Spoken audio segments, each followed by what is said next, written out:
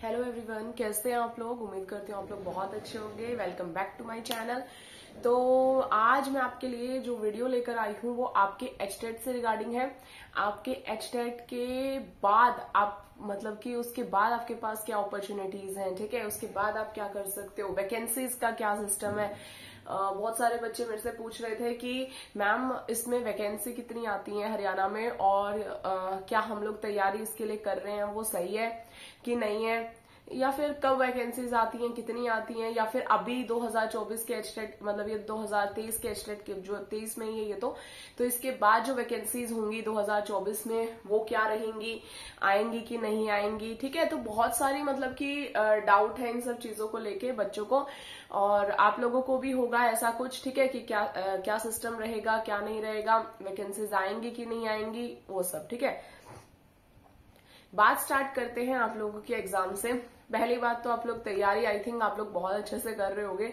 मैं आप लोगों को बार बार कह रही हूँ कि इस बार जो एचटेट होगा उस एग्जाम को आपको किसी भी कीमत पे पहली बात तो तैयार करना है, ठीक है, क्योंकि जो अपॉर्चुनिटी आपको अब मिलेगी वो आप भूल जाना, मैं आपको बता देती हूँ। उसके बाद आपको बहुत टाइम लगेगा, दोबारा से आप जो वैकेंसीज हैं या फिर जो वेट है वो बहुत लंबा वेट करना पड़ेगा अगर आप लोगों ने ये एचटेट जो है क्वालिफाई नहीं किया तो इसके बाद। पहली तो ये चीज है, ठीक है, और ये मैं बिल्कुल क्लियरली आपको बता रही हूँ कि इसके बाद आपको बहुत वेट करना पड़ेगा, बहुत लंबा वेट हो जाएगा आपके लिए।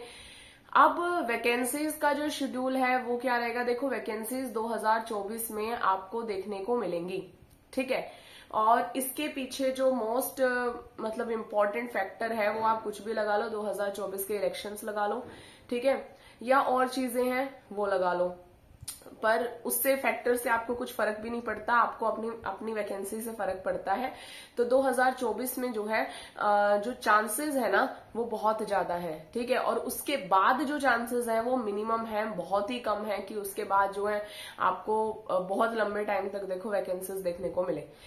हरियाणा की मैं आपको बात बता दूं तो हरियाणा में ऐसा नहीं होता कि हर साल या हर 2 साल या ऐसा मतलब वैकेंसीज आती हो, या आप लोग जो है तैयार कर रहे हैं तो आपको हर बार ही एचटेट के बाद वैकेंसी नजर आती हो, ऐसा कुछ नहीं होता है, ठीक है।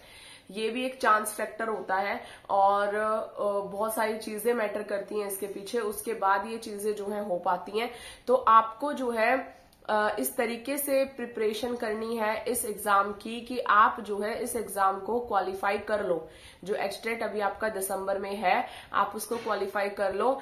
मैं आपको बता देती हूँ कि जैसा कि सुनने में आया है और जैसा देखने से पता चलता है कम से कम 30,000 जो मतलब टीचिंग वैकेंसीज हैं, टीचिंग पोस्ट्स हैं वो खाली पड़ी हैं, ठीक है। तो 30,000 वैकेंसी जो है, ऐसा बोला गया कि 30,000 पोस्ट खाली है। देखो ऐसा नहीं होता कि 30,000 पोस्ट खाली है तो 30,000 वैकेंसी आपको मिल जाएंगी, कि भाई हम ये बोलें कि 30,000 वैकेंसी आएंगी, ऐसा नहीं होता।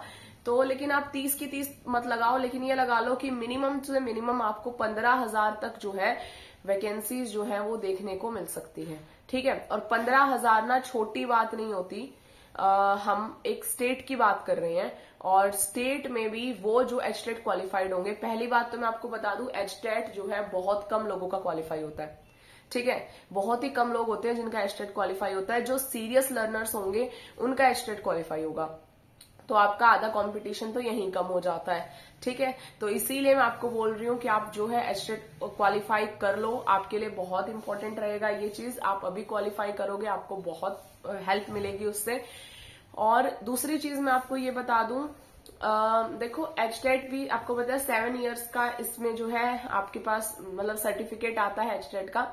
अब ये 7 सालों में ये लगा लो कि अब मान लो अब वैकेंसीज आती हैं, अगले साल आपकी मान लो वैकेंसीज आती हैं, ठीक है, 2024 में। अब जो पिछले 7 साल वाले एचटेट के होंगे मतलब कि वो सब इसमें फॉर्म फिल करेंगे। तो अब पिछले 7 साल में से जो बिल्कुल पुराने बच्चे हैं, जैसे कि जो जिनका अब की बार 7वां साल है या 6ठा साल है ऐसा लगा लो, ठीक है, वो आपके कंपटीशन में इतने नहीं है, ठीक है। मैं आपको क्लियरली ये बात बता देती हूँ, वो आपके कंपटीशन में इतने नहीं होते हैं।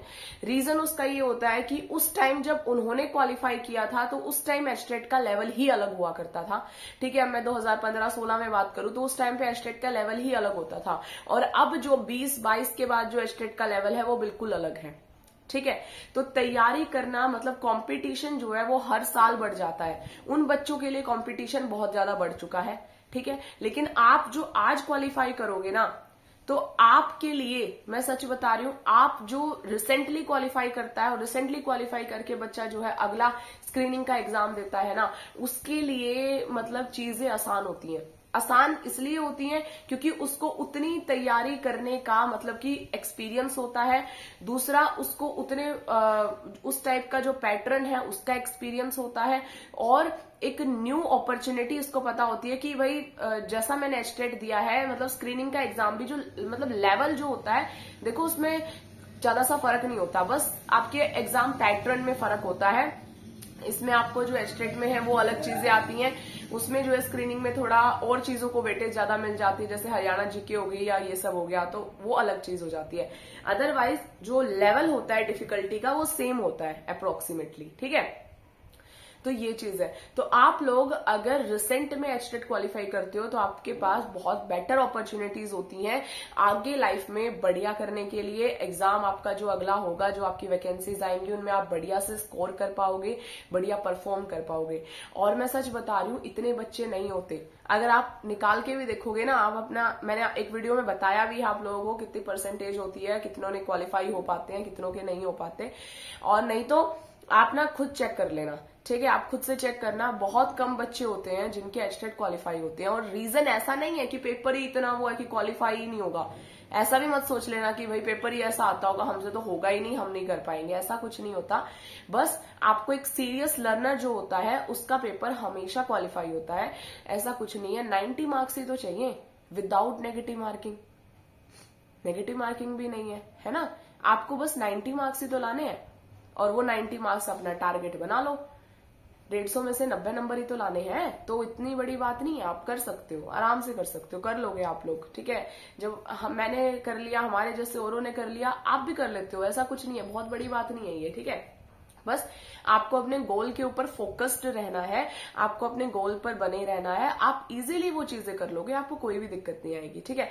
लेकिन मेरी इस बात का ध्यान रखना, 2024 में वैकेंसीज आएंगी, टीचिंग वैकेंसीज आएंगी। और देखो, मैं औरों की तरह नहीं बोलती कि 30,000 वैकेंसीज आएंगी। देखो 30 की 30 नहीं आती हैं, लेकिन आप मिनिमम लगा लो कि 15,000 तक वैकेंसीज जो है आपको देखने को मिलेंगी। और हरियाणा जो है स्टेट है एक, और स्टेट में 15,000 वैकेंसी बहुत हो जाती है, जिसमें से मैंने आपको बताया कि एचटेट क्वालिफाई बहुत कम लोगों का होता है, ठीक है। तो उसमें आपका कंपटीशन बहुत कम हो जाएगा। एक बार आप बस ये एचटेट क्वालिफाई कर लो, उसके बाद आपको कंपटीशन इतना देखने को नहीं मिलेगा। फिर एचटेट जितनी ही स्टडी करते रहना बस आगे, अपने जो जो आपके सब्जेक्ट्स हैं उनके अकॉर्डिंग आपको जो है आराम से आपका स्क्रीनिंग का एग्जाम निकल जाएगा, आपको कोई भी दिक्कत नहीं आएगी, ठीक है।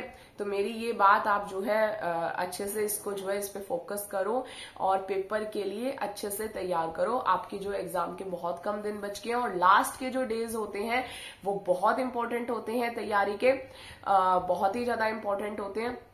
आप लोगों को मैंने बताया है, अपनी एनसीईआरटी करो, ठीक है। एनसीईआरटी के अलावा अपने प्रीवियस ईयर करो, बस प्रीवियस ईयर जरूर करना। एचटेट वालों के लिए मैं स्पेशली बता रही हूँ ये चीज, प्रीवियस ईयर जरूर करना।